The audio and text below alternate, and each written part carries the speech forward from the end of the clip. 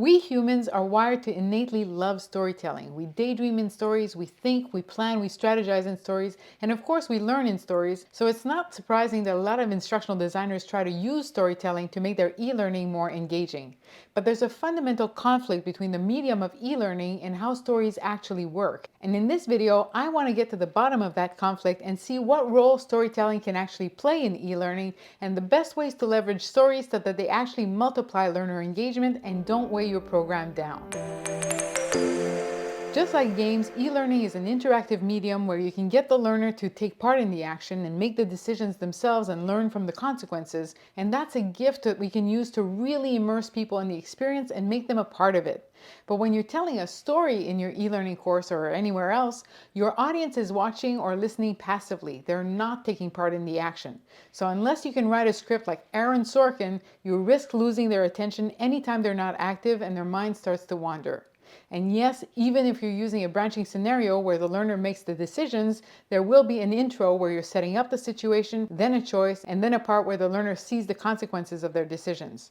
The decision points are interactive, but all these story bits are not, and if they drag, they can really slow everything down. These are the danger zones that we need to make as effective as possible. So let's look at a couple of ways to do that. My first example is from The Office. In season 5, Angela and Dwight are no longer dating and she's engaged to Andy. But in one episode, they come out of the warehouse back room all disheveled. Now, we're not told they're having an affair, nor have we seen anything directly, but we're given the dots to connect. Plus, the camera's shooting them from afar, so we get the sense that we're witnessing a secret. And also, Angela says it's the last time, so we get that this has been going on for a while.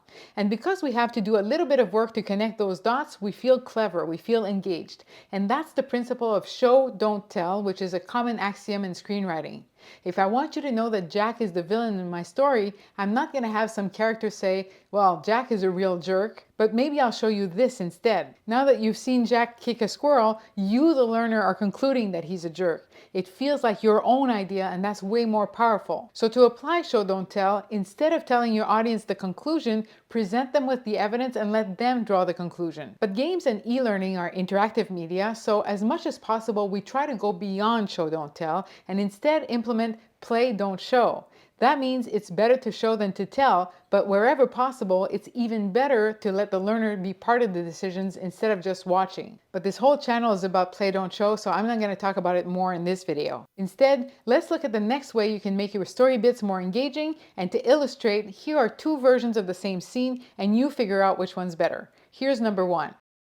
Hey, thanks for meeting me on such short notice. No problem. Good to see you. Can I get you anything? Sparkling water, please. Okay. So, all the arrangements are made. What time are we doing this? Well, everyone will arrive by 7, then we'll surprise her when she walks in at 7:30. Does that work? Yep, I've made sure she doesn't suspect anything. Perfect. And now version 2. So, all the arrangements are made. Yes, everyone will arrive by 7, then we'll surprise her when she walks in at 7:30. I've made sure she doesn't suspect anything. Perfect. So this scene has one job to do, to let us know that there's a surprise party being planned. In the first version, we see one friend arriving, they greet each other and she orders her drink, and then we get into the meat of the scene, which is the party planning. So the second version is better because when it starts, the characters are already in the action. They're planning the party. We don't need all this fat at the beginning with her walking in and sitting down and ordering. Plus, we have this establishing shot and the setup dialogue is already happening during that shot. So if you're worried that people are going to be confused if you just jump into the scene without a setup, you can use this trick of layering some dialogue over an establishing shot. And once we cut to the interior, we know where we are and we can go straight to the meat of the scene. So that's the screenwriting principle of arrive late, leave early. We skip the setup and we arrive as late as possible into the scene, and then as soon as the scene has done its job, we're out of there. So those are some of the ways that you can make your story bits more engaging. And now let's look at some of the effects that a story can have on learners. First, stories can serve as a cognitive mechanic, meaning that they're there to illustrate whatever you're teaching and help the learner understand it. This is what you're doing when you use a case study. The patient had this problem, we applied this treatment, and this is the result. Analogies also work that way. So instead of being told, don't wait till the last minute, you're told about the tortoise and the hare, and from that you infer that if you lose your time in the beginning, you're not going to be able to make it up. And of course, this is also what branching scenarios are doing. In all these examples, the story is targeting your brain and its goal is to make something clear to you. And if that's your goal when you're using a story, then you'll want to leverage the fact that your brain is constantly trying to make sense of the world. Let me show you what I mean. Say you're following a story where Sally is on a camping trip, she's taking tons of pictures of wildlife.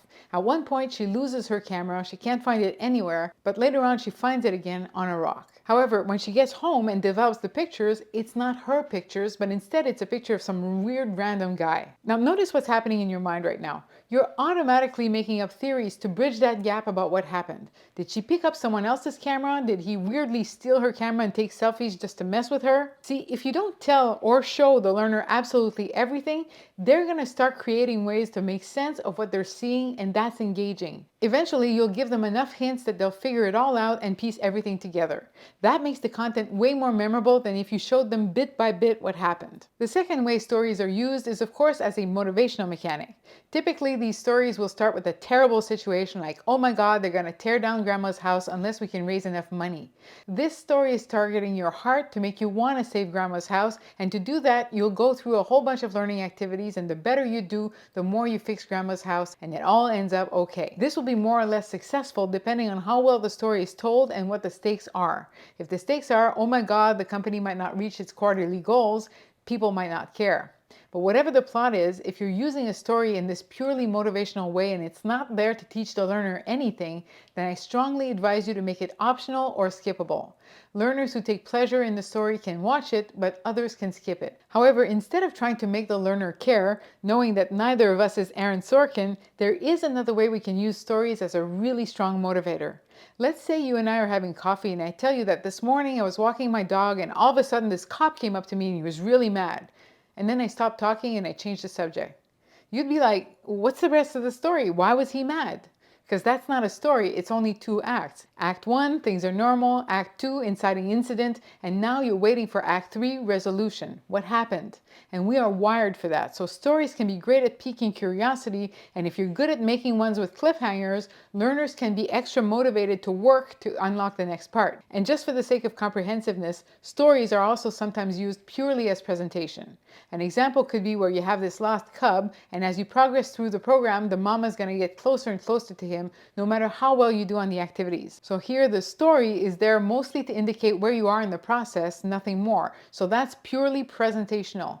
But one advantage of this is that it's not going to cost the learner any time to watch this because it's just there in the interface. Storytelling is obviously a huge topic, and I hope this overview was helpful to you. And if it was, please consider sharing it with someone you like. And if it wasn't, well, share it with someone you don't like. Thank you very much for watching, and I'll see you next time.